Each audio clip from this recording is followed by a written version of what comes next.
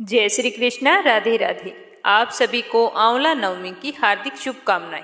आज अपने सुनेंगे आंवला नवमी के दिन सुनी जाने वाली कुछ पौराणिक कथाएं। कार्तिक माह के शुक्ल पक्ष की नवमी के दिन आंवला नवमी मनाई जाती है।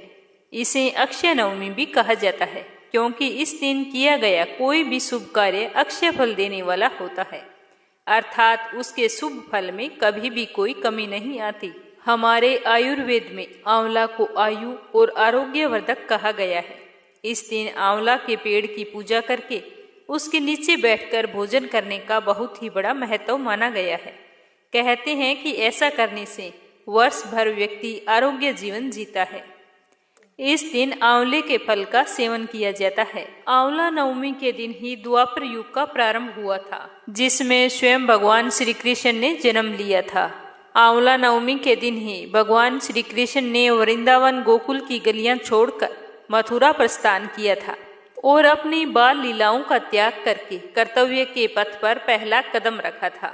संतान और पारिवारिक सुखों की प्राप्ति के लिए इस दिन व्रत भी रखा जाता है। कहा जाता है कि इसी दिन से वृंदावन की परिक्रमा भी प्रारंभ होती है। आंवला नवमी का व्रत संतान और पारिवारिक सुखों की प्राप्ति के लिए किया जाता है। यह व्रत अगर पति पत्नी दोनों साथ में रखे तो उन्हें इसका दुगना फल प्राप्त होता है। वैदिक पंचांग के अनुसार कार्तिक माह के शुक्ल पक्ष की नवमी तिथि 21 नवंबर मंगलवार को सुबह 3:16 पर शुरू हो रही है और इस तिथि का समापन 22 नवंबर बुधवार को सुबह 1:09 पर होगा। उदय तिथि के अनुसार साल 2023 में आंवला नवमी का व्रत और पूजा पाठ 21 नवंबर को किया जाएगा। 21 नवंबर को आंवला नवमी की पूजा का शुभ मुहूर्त सुबह 6:48 से दोपहर 12:07 तक रहेगा। इस दिन पूजा के लिए आपको 5 घंटे से भी ज्यादा समय प्राप्त होगा, क्योंकि इस दिन का शुभ मुहूर्त अभिजीत मुहूर्त दिन में 11:46 से दोपहर 12:28 तक रहने वाला है। अगर आप भी आंवला नवमी के दिन पूजा पाठ और व्रत रखना चाहते हैं तो इस दिन सुबह जल्दी उठकर स्नान करें, फिर आंवले के वृक्ष के पास जाकर उसके आसपास साफ सफाई करके आंवला वृक्ष की जड़ में शुद्ध जल अर्पित करें और फिर उसकी जड़ में थोड़ा सा कच्चा दूध डालें। पूजन सामग्रियों से वृक्ष की विधिवत पूजा करें और उसके तने पर कच्चा सूत या फिर मोली लपेटें और उसके बाद में आप 8 परिक्रमा करें। अगर 108 करना संभव नहीं है तो सिर्फ 8 परिक्रमा भी कर सकते हैं।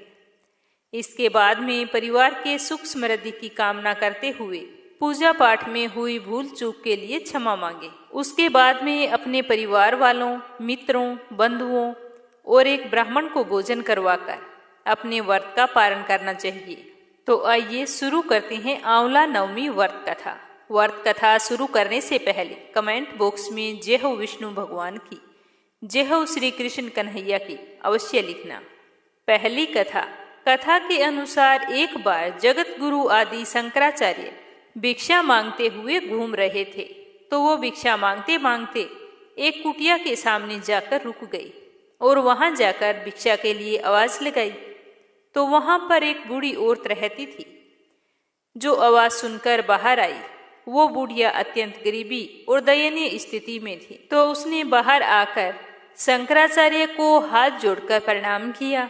तो शंकराचार्य ने उससे भिक्षा के लिए कहा। तो भिक्षा की बात सुनकर वह बुढ़िया तो अत्यधिक सोच में पड़ गई। वो सोचने लगी कि मेरे घर पर अनाज का एक दाना तक नहीं है, भिक्षा में मैं क्या डालूंगी। तो यह सोचती हुई उसके हाथ में एक सूखा आंवला था। वह बोली कि महात्मा जी, मेरे पास इस सूखे आंवले के अलावा कुछ भी नहीं है जो मैं आपको भिक्षा के रूप में दे सकूं। तो शंकराचार्य को उस बुढ़िया के दीन वचन सुनकर उस पर दया आ गई और उन्होंने उसकी मदद करने का मन ही मन प्रण किया। फिर उन्होंने अपनी आंखें बंद की और मंत्र रूपी 22 श्लोक बोले।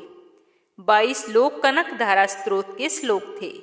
तो इस तरह की पूजा अर्चना से माँ लक्ष्मी प्रसन्न हुई और प्रसन्न होकर उन्हें दिव्य दर्शन दिए और कहा कि शंकराचार्य, इस औरत ने अपने पूर्व जन्म में कोई वस्तु दान नहीं की, यह अपने पूर्व जन्म में बहुत ही कंजूस थी और मजबूरी वश अगर किसी को कुछ देना ही पड़ जाए तो यह बुरे मन से दान करती थी। इसी कारण इस जन्म में इसकी ये हालत हुई है। ये अपने कर्मों का फल भोग रही है, इसीलिए मैं इसकी कोई सहायता नहीं कर सकती। तो शंकराचार्य ने देवी लक्ष्मी जी की बात सुनकर कहा कि हे महालक्ष्मी, इसने पूर्व जन्म में अवश्य दान धर्म नहीं किया है, लेकिन इस जन्म में इसने पूर्ण श्रद्धा से मुझे यह सूखा आंवला भेंट किया है। इसके घर में कुछ नहीं होते हुए भी इसने यह मुझे सौंप दिया, जबकि इसे पता था कि इसके पास आंवले के अलावा कुछ भी नहीं है। इसका अगर मैं आज दान कर दूंगी तो मेरे पास कुछ भी नहीं बचेगा। इस तरह के कोई भी भाव इसने अपने मन में प्रकट नहीं किए, बड़ी ही श्रद्धा पूर्वक यह आंवला मुझे सौंप दिया। इसीलिए मेरा तो कहना है कि इस समय इसके पास सबसे बड़ी पूंजी यही थी और उसी को इसने मुझे सौंप दिया। क्या ये कम है? तो शंकराचार्य की सारी बात सुनकर देवी लक्ष्मी अत्यंत प्रसन्न हुई और उसी समय उन्होंने गरीब महिला की कुटिया में सोने के आंवलों की वर्षा शुरू कर दी, जिससे वो अत्यंत सुखी और संपन्न हो गई।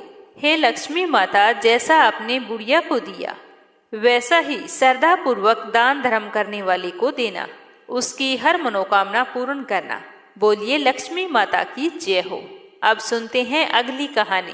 यह कहानी आंवला नवमी के व्रत के समय कही और सुनी जाती है। अगर आप इस कथा को सुन रहे हैं तो अपने से आगे 1-2 लोगों में शेयर जरूर करना। प्राचीन समय की बात है। एक राजा था। उसका प्रण था कि वह रोजाना 1.25 मन आंवले का दान करके ही भोजन करता था। इसी कारण उसका नाम आंवल्या राजा पड़ गया। आंवलों का दान करने के कारण सारे उसे आंवल्या राजा के नाम से ही पुकारा करते थे। ऐसा करते करते सालों बीत गए। राजा के एक बेटा था। समय के साथ वह भी बड़ा हो चुका था। राजा ने उसकी शादी कर दी। राजा अपने बेटे की शादी करके बहुत ही खुश था। लेकिन जैसे ही राजा के घर बहू आई तो उसने राजा को इस तरह दान करते हुए देखा तो वह सोचने लगी कि ससुर जी इस तरह आंवलों का दान करते हैं तो इस प्रकार तो एक दिन सारा खजाना खाली हो जाएगा। इसीलिए उसने अपने पति से कहा कि तुम जाकर अपने पिताजी से कह दो कि इस तरह का दान करना बंद कर दे। रोजाना इतना दान करने का क्या मतलब होता है। तो बेटा अपनी पत्नी के कहे अनुसार राजा को जाकर सारी बात कह दी। तो बेटे की बात सुनकर राजा को बहुत ही दुख हुआ। तो राजा उस दिन पूरे दिन उदास रहे और शाम को भोजन भी नहीं किया, बिना भोजन किए ही सो गए। दूसरे दिन उठे तो राजा बहुत उदास थे। राजा को उदास देखकर रानी ने पूछा कि क्या बात है, आप इतने उदास और खोए खोए क्यों लग रहे हो। तो राजा ने कहा कि मैं तो महल छोड़कर जाना चाहता हूँ। यह कहते हुए राजा ने अपनी रानी को सारी बात बता दी। रानी ने सारी बात सुनकर राजा से कहा कि मैं भी आपके साथ चलूंगी। तो राजा और रानी दोनों महल छोड़कर निकल पड़े। चलते चलते बियाबान जंगल में पहुंच गए। वहां जाकर दोनों बैठ गए। राजा रानी के पास आंवला तो था नहीं, इसीलिए वो दान भी तो कैसे करें। और बिना दान पुण्य किए राजा का प्रण था कि मैं कुछ खा भी नहीं सकता। तो उस दिन राजा ने ना कुछ खाया ना कुछ पिया। राजा के अन्न जल का त्याग करने पर रानी भी भूखी प्यासी राजा के पास बैठी रही। दोनों को इस तरह भूखे प्यासे बैठे 7 दिन हो गए थे। तो भगवान भी सोचने पर मजबूर हो गए कि अगर मैंने इनका प्रण नहीं रखा और इसका सत नहीं रखा तो विश्वास चला जाएगा और कौन मुझ पर विश्वास करेगा और कौन मेरी पूजा करेगा। तो भगवान ने अपनी माया से जंगल में ही महल, राज्य और बाग बगीचे सब कुछ बनवा दिए और ढेरों आंवले के पेड़ भी लगा दिए। सुबह राजा रानी उठे तो देखा कि जंगल में उनके राज्य से भी बड़ा दुगना राज्य बसा हुआ है। बाग बगीचे भी हैं और ढेरों सारे आंवले के पेड़ भी लगे हुए हैं।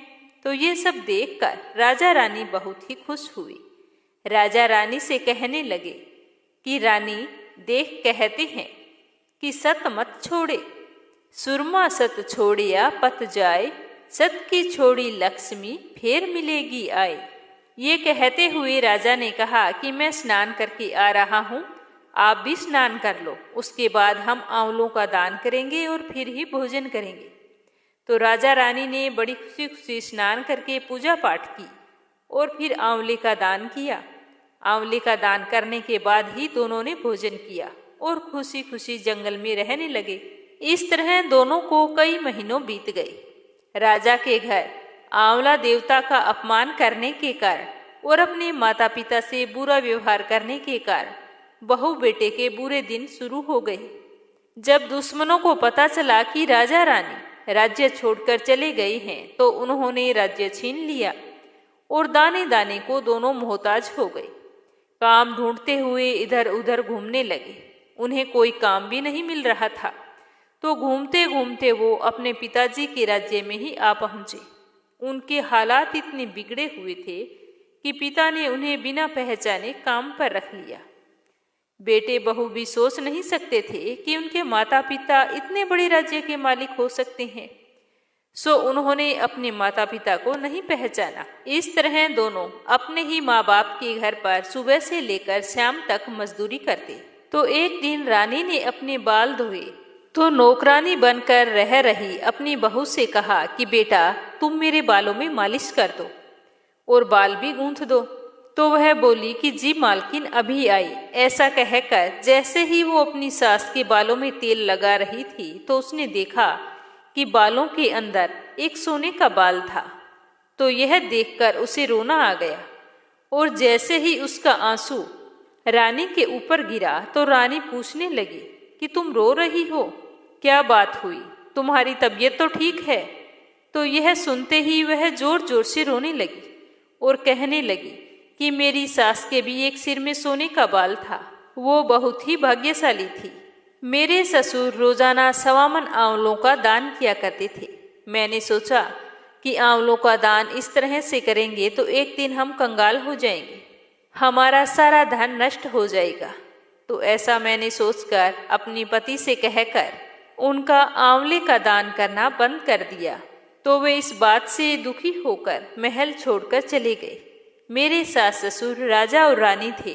मेरा सबसे बड़ा अपराध यह है कि मैंने उन्हीं के बेटे से उनका दान पुण्य करना बंद करवा दिया और उनके जाने के बाद में हम तो एक एक दाने के मोहताज हो गए।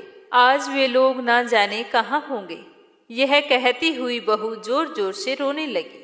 तो इतना कहते ही रानी ने तो उन्हें पहचान लिया और कहा कि बेटा मैं ही हूँ तुम्हारी सास।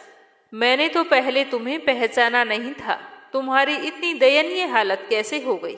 ये कहते हुए रानी को अचानक से याद आया कि बाहर जो व्यक्ति काम कर रहा है वो मेरा बेटा है। तो वो भागकर अपने बेटे के पास गई और जाकर गले से लगा लिया और कहा कि बेटा मैंने तुम्हें पहचाना नहीं और तुम दोनों से नौकरों की तरह काम करवा रही हूँ। तो उसका बेटा बोला कि माँ ये तो हमारे कर्मों की सजा हमें मिल रही है। हम कौन होते हैं तुम्हें दान पुण्य करने से रोकने वाले। मैं तो तुम्हारा सबसे बड़ा गुनाहगार हूँ, क्योंकि मैंने तुम्हारी बहू के कहने पर आपके आंवलों के दान पुण्य का बरसों का परण मैंने तुड़वा दिया। ये कहते हुए वह अपनी माँ के चरणों में गिर पड़ा और माफी मांगने लगा। इतने में राजा भी वहां पर आ गई। तो राजा को देखते ही रानी कहने लगी कि देखो जी, ये हमारे बेटा और बहू हैं, हमारे पीछे पीछे ये भी यहाँ तक आ गई हैं। तो राजा को तो सारी बात पता थी, लेकिन राजा ने अपने मुंह से कुछ भी नहीं कहा और अपने बेटे को गले से लगाया और फिर अपने बेटे बहू को समझाया कि बेटा दान करने से धन कम नहीं होता है, बल्कि धन बढ़ता है, मान सम्मान बढ़ता है। इसीलिए हर मनुष्य को अपने जीवन में कुछ न कुछ दान अवश्य करना चाहिए। अब बेटे बहू को अपनी गलती का एहसास हो चुका था। उन दोनों ने प्रण किया कि आज के बाद हम जो कुछ भी कमाएंगे उसका कुछ हिस्सा दान पुण्य के कामों में लगाएंगे।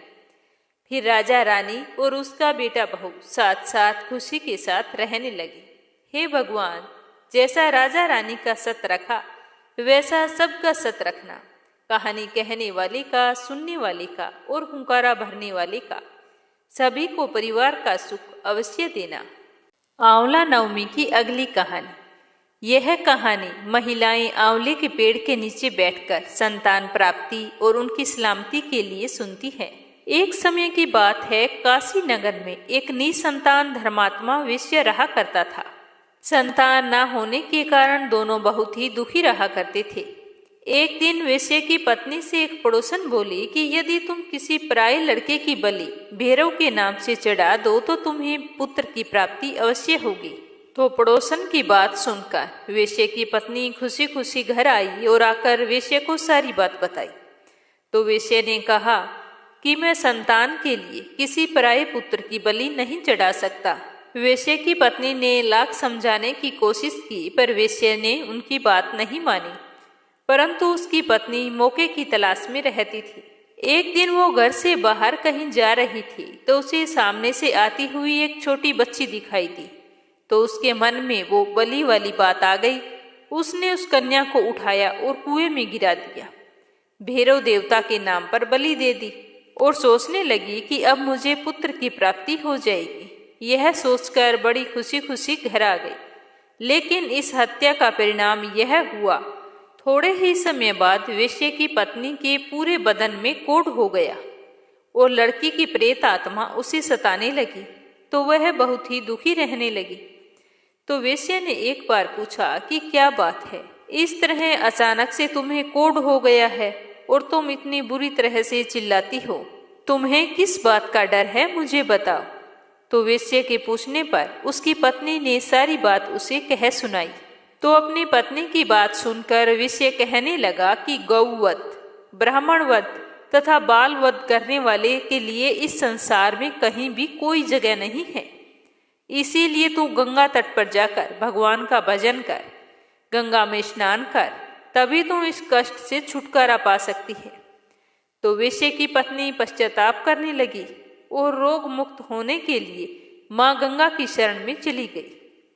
तब गंगा ने उसे कार्तिक शुक्ल पक्ष की 9वीं तिथि को आंवले के वृक्ष की पूजा कर आंवले का सेवन करने की सलाह दी। तो वेश्या की पत्नी ने गंगा माता के बताए अनुसार आंवला नवमी के दिन आंवले के पेड़ की पूजा की और व्रत रखा। पूजा पाठ करने के बाद में आंवला ग्रहण किया, जिससे वह रोग मुक्त हो गई। इस व्रत व पूजन के प्रभाव से वह कुछ ही दिनों के बाद में गर्भवती हुई। तो वेश्या और उसकी पत्नी अत्यधिक प्रसन्न हुए। 10वें महीने वेश्या की पत्नी ने बहुत ही सुंदर पुत्र को जन्म दिया। उसके बाद वेश्या और उसकी पत्नी हर साल आंवला नवमी का विधिवत पूजन और व्रत रखते। कहते हैं कि तभी से सनातन धर्म में इस व्रत को करने का प्रचलन बढ़ा। तब से लेकर आज तक यह परंपरा चली आ रही है। आंवला नवमी का व्रत संतान व सौभाग्य प्राप्ति के लिए किया जाता है। इस दिन आंवले के पेड़ की और विष्णु भगवान की पूजा करने से सभी मनोकामनाएं पूर्ण होती है। अगर आपने अक्षय नवमी का व्रत रखा है तो इस कथा को सुनना बहुत ही जरूरी है, क्योंकि धार्मिक मान्यताओं के अनुसार कोई भी व्रत हो बिना व्रत कथा के पूरा नहीं होता।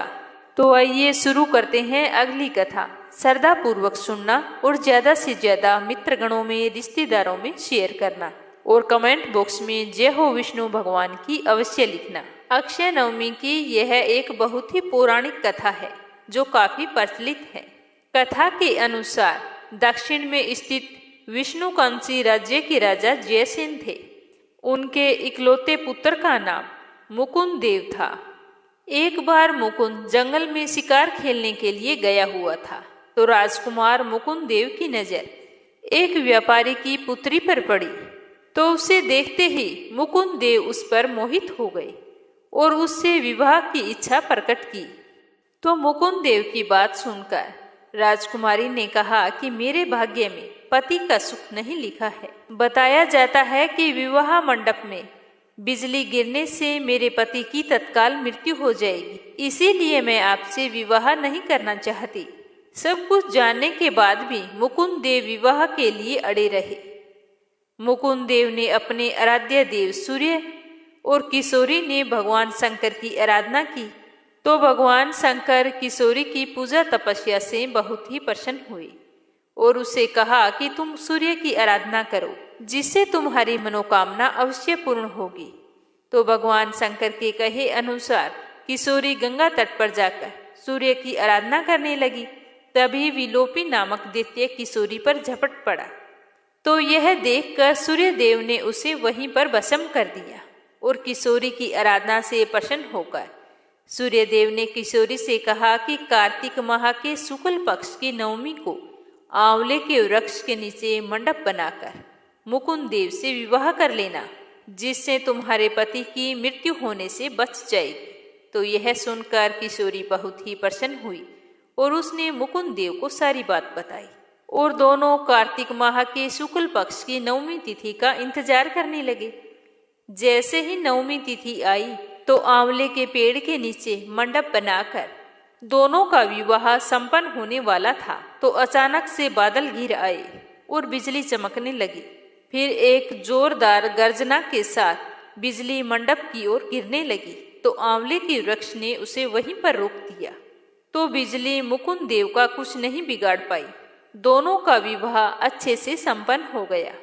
कहा जाता है कि इसी के बाद से आंवले के वृक्ष की पूजा की जाने लगी। अब एक कहानी सुनेंगे गणेश जी की। एक बार गणेश जी महाराज एक सेठ जी के खेत में से जा रहे थे, तो उन्होंने 12 दाने अनाज के तोड़ लिए। अचानक फिर गणेश जी के मन में आया कि मैंने तो सेठ जी के यहाँ चोरी कर ली, और वो पछतावा करने लगे और सोचने लगे कि मुझसे यह पाप हो गया, अब मैं क्या करूं। तो सोचते सोचते गणेश जी ने कहा कि चलो मैं सेठ जी के 12 साल नौकरी पर रह जाता हूँ, मेरे पाप कम हो जाएंगे। यह सोचकर गणेश जी एक बालक का रूप धारण करके सेठ जी के घर चले गए और कहने लगे कि मुझे कोई काम पर रख लो। तो सेठ जी को जरूरत थी और उन्होंने काम पर रख लिया। एक दिन सेठानी जी राख से हाथ धो रही थी, तो गणेश जी ने सेठानी जी का हाथ पकड़कर मिट्टी से धुला दिया। सेठानी सेठ जी के पास गई और बोली कि ऐसा क्या नौकर रखा है, नौकर होकर मेरा हाथ पकड़ लिया। तो गणेश जी को बुलाकर सेठ जी ने कहा कि क्यों भाई, तूने ऐसा क्यों किया, सेठानी का हाथ क्यों पकड़ा तूने। तो गणेश जी ने कहा कि मैंने तो एक सीख की बात बताई है कि राख से हाथ धोने से घर की लक्ष्मी नाराज होकर चली जाती है और मिट्टी से हाथ धोए तो लक्ष्मी लौट कर आती है। तो सेठ जी ने कहा कि गणेश जी है तो सच्चा। ऐसा करते करते कई दिन बीत गए। थोड़े दिनों बाद कुंभ का मेला आया। सेठ जी ने कहा कि मुझे तो टाइम नहीं है, गणेश तू सेठानी को कुंभ के मेले में स्नान करवा के ले आओ। तो गणेश जी सेठानी को लेकर कुंभ के मेले में चले गए। तो वहां जाकर सेठानी तो किनारे पर बैठकर थोड़ा थोड़ा पानी डालकर नहा रही थी। तो गणेश जी ने उसका हाथ पकड़ा और आगे ले जाकर डुबकी लगवाकर वापस ले आई। तो घर आकर सेठानी ने सेठ से कहा कि गणेश जी ने तो मेरी इज्जत नहीं रखी, इतने सारे लोग थे उनके बीच में मुझे घसीट कर पानी में आगे ले गया। तो सेठ जी ने फिर गणेश जी को बुलाया, भाई तूने ऐसा क्यों किया। तो गणेश जी ने कहा कि सेठानी जी तो गंदे पानी से किनारे पर बैठकर नहा रही थी, तो मैं तो आगे ले जाकर अच्छे पानी में डुबकी लगवा कर लाया हूँ, इससे अगले जन्म में बहुत बड़े राजा और राजपाट मिलेंगे। तो सेठ जी ने सोचा कि गणेश जी है तो सच्चा। एक दिन सेठ जी के घर में पूजा पाठ हो रही थी, हवन हो रहा था। तो सेठ जी हवन पर बैठे थे और गणेश जी को कहा कि जाओ सेठानी को बुला कर लाओ। तो जैसे ही गणेश जी सेठानी को बुलाने अंदर गए तो सेठानी तो काली चुनरी ओढ़कर तैयार होकर गणेश जी के साथ चलने लगी। तो गणेश जी ने उस चुनरी को उतार कर फाड़ दिया और कहा कि लाल रंग की चुनरी ओढ़ के चलो। तो सेठानी नाराज होकर सो गई। उधर हवन पर बैठे हुए सेठ जी सेठानी का इंतजार कर रहे थे। काफी देर हो चुकी थी, सेठानी जी बाहर नहीं आए। तो सेठ जी उठकर स्वयं अंदर गए तो देखा तो सेठानी जी सो रही थी। तो सेठ जी ने कहा कि क्या बात है। तो सेठानी बोली कि आज तो गणेश जी ने हद ही कर दी, मेरी चुनरी फाड़ दी। तो सेठ जी ने गणेश जी को बुलाकर बहुत डांटा और कहा कि तुम बहुत बदमाशी करते हो। तो गणेश जी ने कहा कि पूजा पाठ में काले रंग का वस्त्र नहीं पहनते, इसीलिए मैंने तो सिर्फ लाल वस्त्र पहनने के लिए बोला था। काला वस्त्र पहनने से कोई भी शुभ काम सफल नहीं होता। तो फिर सेठ जी ने सोचा कि गणेश जी है तो समझदार। ऐसा करते करते कई दिन बीत गए। एक दिन सेठ जी के घर में गणेश पूजा थी। तो पंडित जी ने कहा कि वो तो गणेश जी की मूर्ति लाना तो भूल ही गए, अब क्या करेंगे। तो गणेश जी बोला कि मेरे को ही मूर्ति बनाकर विराजमान कर लो, आपकी पूजा सफल हो जाएगी, आपके सारे काम सफल हो जाएंगे। तो यह सुनकर सेठ जी को बहुत ही गुस्सा आया और वो बोले कि अब तक तो तुम सेठानी से मजाक करते थे, वो तो ठीक था, लेकिन अब तुम मुझसे भी करने लग गए। तो गणेश जी बोले कि मैं मजाक नहीं कर रहा हूँ, मैं तो सच कह रहा हूँ। ऐसा कहते ही गणेश जी ने अपना असली रूप धारण कर लिया तो सेठ और सेठानी तो देखते ही रह गए। फिर उन्होंने गणेश जी की पूजा शुरू की। पूजा खत्म होते ही गणेश जी तो वहां से अंतर्ध्यान हो गई। अब और सेठ और सेठानी को बहुत ही अफसोस हो रहा था कि इतने सालों से हमारे पास गणेश जी रह रहे थे और हमें पता ही नहीं चला। अनजाने में हमने उनसे कितना काम करवाया। ऐसा सोचते सोचते सेठ जी तो बहुत ही दुखी हो गया। तो गणेश जी ने रात को सपने में आकर सेठ जी से कहा कि सेठ जी, आपके खेत से मैंने 12 साल पहले 12 अनाज के दाने तोड़ लिए थे। उसी का कर्ज उतारने के लिए मैंने आपके घर 12 सालों तक नौकरी की थी। आपको अफसोस करने की कोई ज़रूरत नहीं है। आज से तुम्हारे घर में कोई भी चीज़ की कमी नहीं रहेगी। इस प्रकार से गणेश जी के आशीर्वाद से सेठ और सेठानी पुत्रवान और धनवान हो गए। हे गणेश भगवान, जैसी कृपा आपने सेठ और सेठानी पर की वैसी सब पर करना। बोलो गणेश गजानन की जय हो। अब सुनेंगे लपसी और तपसी की कहानी, जो हर व्रत कथा के बाद में अवश्य सुननी चाहिए। अगर हम व्रत कथा सुनकर लपसी तपसी की कहानी नहीं सुनते हैं तो हमें हमारे व्रत का पूरा पुण्य फल नहीं मिलता। एक लपसी था, एक तपसी था। तपसी हमेशा भगवान की तपस्या करता था, लेकिन उसे चोरी करने की आदत थी। लपसी हमेशा सवा सेर की लापसी बनाता और पहले भगवान को भोग लगाता, उसके बाद में स्वयं भोजन करता। दोनों भाइयों का यही नियम था। तो एक दिन कोई बात को लेकर दोनों में कहासुनी हो गई। तो तपसी बोला कि मैं रोजाना भगवान की तपस्या करता हूँ, इसीलिए मैं बड़ा हूँ। तो लपसी बोला कि मैं रोज भगवान को सवा सेर लापसी का भोग लगाता हूँ, इसीलिए मैं बड़ा हूँ। ऐसा कहते हुए दोनों जोर जोर से लड़ने लगे। तभी वहां से नारद जी गुजर रहे थे। दोनों को लड़ता हुआ देखकर वहां आए और उनसे पूछा कि तुम दोनों लड़ क्यों रहे हो। तो दोनों ने अपने आप को बड़ा बताया और साथ में बड़ा होने का कारण भी बताया। तो नारद जी बोले कि मैं तुम्हारा फैसला कर दूंगा, कल आऊंगा, बता दूंगा भी कौन बड़ा है। दूसरे दिन लपसी और तपसी नहाकर अपनी रोज की भक्ति करने आए। तो नारद जी ने छुपकर 1.25 करोड़ की एक एक अंगूठी उन दोनों के आगे रख दी। जैसे ही भक्ति करते हुए तपसी की नजर उस अंगूठी पर पड़ी तो उसने चुपचाप से उठाई और अपने पैर के नीचे दबा ली। लपसी की नजर अंगूठी पर पड़ी, लेकिन उसने ध्यान नहीं दिया। उसने पहले भगवान को भोग लगाया और फिर स्वयं भोजन करने के लिए बैठ गया। थोड़ी देर बाद नारद जी सामने आए तो दोनों ने पूछा कि अब बताओ हम में से कौन बड़ा है। तो नारद जी ने तपसी से खड़ा होने के लिए कहा। तो वो खड़ा हुआ तो उसके पैर के नीचे दबी हुई अंगूठी दिखाई दी। तो नारद जी ने तपसी से कहा, तपस्या तो तुम करते हो, इतनी तपस्या करने के बाद भी तुम्हारी चोरी करने की आदत नहीं गई। ये अंगूठी मैंने ही तुम दोनों के आगे रखी थी। मैं ये देखना चाहता था कि तुम दोनों में से किन के मन में लालच है। तो तूने तो अंगूठी दिखाई पड़ते ही झट से अपने पैर के नीचे दबा ली। लेकिन लपसी का ध्यान अंगूठी पर जाने के बाद भी लपसी ने अंगूठी को ना ही उठाया और ना ही ध्यान किया। उसने सिर्फ अपने भगवान जी में ही ध्यान रखा, उन्हें भोग लगाया और बाद में स्वयं भोजन करने लगा। इसीलिए लपसी बड़ा है और तुम्हें तुम्हारी तपस्या का कोई भी फल नहीं मिलने वाला। जितनी चाहे मर्जी तुम तपस्या कर लो, तुम्हें इसका कोई भी फल नहीं मिलेगा। तो तपसी को यह सुनकर बहुत ही दुख हुआ और वह शर्मिंदा होकर नारद जी से माफी मांगने लगा और कहने लगा कि आज तक की मेरी गलती माफ करो और मुझे बताओ कि मुझे मेरी तपस्या का फल कैसे मिलेगा। आज के बाद कभी भी मैं चोरी नहीं करूंगा। तो नारद जी ने कहा कि यदि कोई गाय और कुत्ते की रोटी नहीं बनाएगा तो उसका फल तुझे मिलेगा। यदि कोई आदमी ब्राह्मण को भोजन करवाकर उसे दक्षिणा नहीं देगा तो उसका फल भी तुझे ही मिलेगा। अगर किसी को सूट, तीवल, साड़ी अगर हम देते हैं, उसके ऊपर अगर भेंट स्वरूप कुछ रुपए नहीं देंगे तो उसका फल भी तुझे ही मिलेगा। अगर कोई व्यक्ति दिए से दिया जलाएगा तो उसका फल भी तुझे ही मिलेगा। अगर कोई औरत आंगन लीपकर चौका नहीं लीपेगी तो उसका फल भी तुझे ही मिलेगा। यदि कोई व्रत कथा में सारी कहानी सुन ले लेकिन तुम्हारी कहानी ना सुने तो उसका फल भी तुझे ही मिलेगा। उसी दिन से हर व्रत कथा और कहानी के साथ लपसी तपसी की कहानी कहीं और सुनी जाती है।